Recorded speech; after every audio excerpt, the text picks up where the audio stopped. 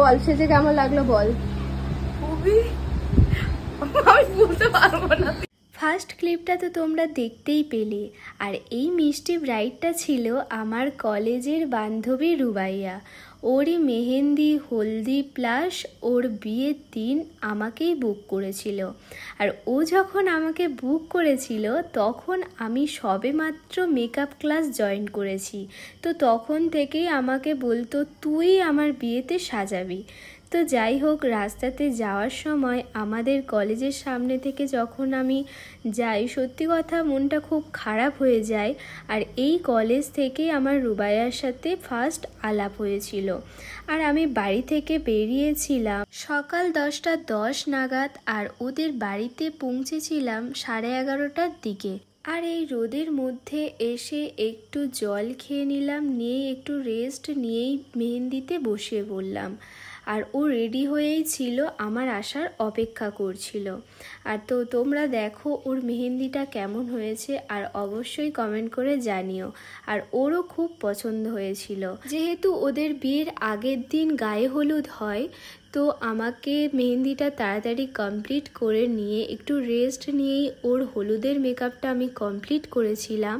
আর এদিকে ওর ভিডিওগ্রাফাররা এসে গিয়েছিল, আর আমিও কয়েকটা ক্লিপ নিয়ে নিচ্ছিলাম। আর ওকে কেমন লাগছে জানিও তোমরা। আর সত্যি কথা, আমি মুসলিমদের বিয়ে কখনোই দেখিনি, ওদের বাড়ি গিয়ে প্রতিটা রিচুয়ালস আমি দেখেছিলাম। আর এই দেখো ওর মা আর ও কতটাই কান্নাকাটি করছিল, যেটা আমার খুবই খারাপ লাগছিল। আর এটা ছিল ওর ভাই। সবাই ওদের ফ্যামিলির খুবই ভালো। আর নেক্সট দিন আমাকে লুচি আর আলুর দম খেতে দেওয়া হয়েছিল।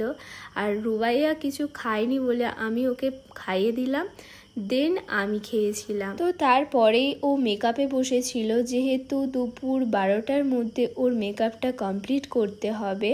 আর এদিকে দেখো ওর কিন্তু আইব্রো করা নেই, যেহেতু ও আইব্রো কোনো দিন করেও না। আর ও আমাকে বলতো যে তোর মনের মতো করে আমাকে সাজিয়ে দিস, তো আমার মনের মতো করে ওকে সাজিয়েই দিয়েছিলাম।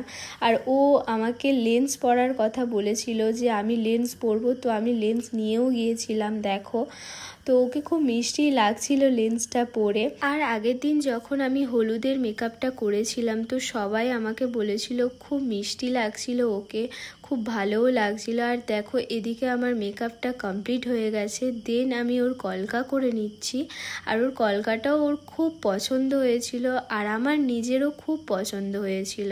আর এদিকে আমি আস্তে আস্তে করে ওর জুয়েলারিগুলো পরিয়ে দিচ্ছিলাম। আর ও যখন নিজের মুখটা আয়নায় দেখেছিল, ওর এক্সপ্রেশনটা জাস্ট আমি তোমাদেরকে বলতে পারবো না, যেহেতু আমি ভিডিও করিনি।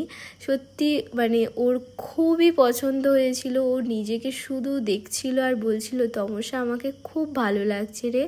তো যাই হোক, এই ছিল ওর ফুল লুক। তো তোমাদের কেমন লাগছে অবশ্যই কমেন্ট করে জানিও। যেহেতু আমার বাড়ি ফিরতে হবে, তো আমি খেতে বসে পড়লাম। আর খাওয়া দাওয়ার পরে আমি গিয়ে দেখলাম ওদের বরযাত্রী সমস্ত লোকজন এসে গিয়েছিল।